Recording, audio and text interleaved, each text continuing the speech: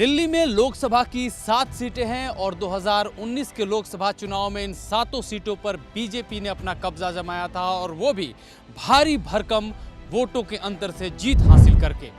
अब सवाल उठता है कि 2024 लोकसभा चुनाव में इन 7 सीटों का क्या भविष्य रहने वाला है।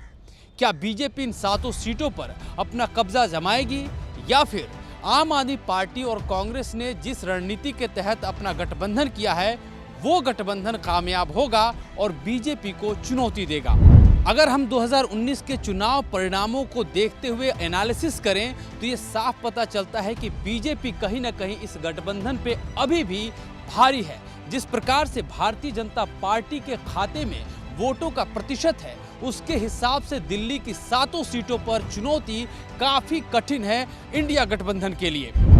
2019 लोकसभा चुनाव में अगर वोट प्रतिशत की बात करें तो भारतीय जनता पार्टी ने दिल्ली की तकरीबन हर सीट पर अपना वोट प्रतिशत 52% से ज्यादा हासिल किया था।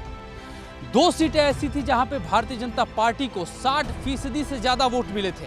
अगर हम बीजेपी के लिहाज से हर सीट पर वोट प्रतिशत की बात करें तो चांदनी चौक में जहां से डॉक्टर हर्षवर्धन चुनाव लड़े थे यहां से बीजेपी को 52.94% वोट मिले थे। वहीं नई दिल्ली में जहां से मीनाक्षी लेखी का टिकट काट दिया गया यहां से भारतीय जनता पार्टी ने 54.77% वोट हासिल किए। दक्षिणी दिल्ली में भी बीजेपी को 56.58% वोट मिले। वहीं पूर्वी दिल्ली जहां से गौतम गंभीर का टिकट काटा गया है यहां से भी बीजेपी ने 55.35% वोट हासिल किए थे। इसके अलावा पश्चिमी दिल्ली में 60% से ज्यादा वोट, वहीं उत्तर पूर्वी दिल्ली में 53.9% वोट मिले, जबकि उत्तर पश्चिमी लोकसभा सीट से बीजेपी ने 60.49% वोट हासिल किए थे। अब आप इन आंकड़ों के नजरिए से अंदाजा लगा सकते हैं कि बीजेपी का इन सीटों पर कितना मजबूत होल्ड रहा है। अगर इन लोकसभा सीटों में सबसे कम वोट प्रतिशत जो कि चांदनी चौक की सीट थी यहां से बीजेपी ने जो जीत हासिल की थी उसका विश्लेषण करते हैं तो डॉक्टर हर्षवर्धन को यहां से कुल 5,19,000 वोट मिले थे। हर्षवर्धन के मुकाबले कांग्रेस के उम्मीदवार को लगभग 2,90,000 के करीब वोट मिले थे और आम आदमी पार्टी के उम्मीदवार को 1,44,500 से ज्यादा वोट मिले थे। इस हिसाब से अगर आकलन करें तो आम आदमी पार्टी के उम्मीदवार प्लस कांग्रेस के उम्मीदवार के वोटों को मिला लेते हैं तो भी हर्षवर्धन की तुलना में इनके वोटों की संख्या 80,000 से भी कम होगी। ऐसे में अंदाजा लगा सकते हैं कि बीजेपी दिल्ली की इन सीटों पर कितनी मजबूत दिखाई दे रही है। हालांकि अब 5 साल बीत चुके हैं और लोकसभा चुनाव 2024 का है।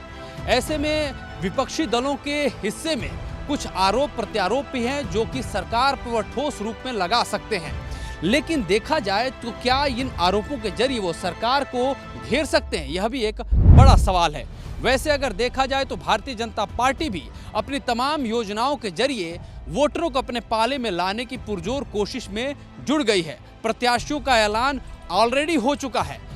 वहीं दूसरी तरफ अरविंद केजरीवाल भी अपने वोट बैंक के जरिए बीजेपी को टक्कर देने की पूरी कोशिश कर रहे हैं।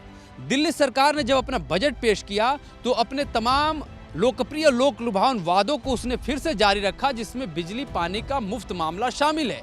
वहीं दूसरी तरफ से महिलाओं को भी 1,000 रुपए भत्ता देने का ऐलान किया गया। जाहिर अरविंद केजरीवाल लोकसभा चुनाव के तकाजों को देखते हुए महिलाओं को चाहेंगे कि वो उनके पक्ष में आए और वोट करें, लेकिन दूसरी तरफ भारतीय जनता पार्टी भी अपनी तमाम योजनाओं के जरिए आम आदमी पार्टी और कांग्रेस गठबंधन को टक्कर देने के लिए अपनी मुहिम लगातार चला रही है। वीडियो जर्नलिस्ट रेहान खान के साथ मैं अमृत तिवारी, विस्तार न्यूज़, दिल्ली।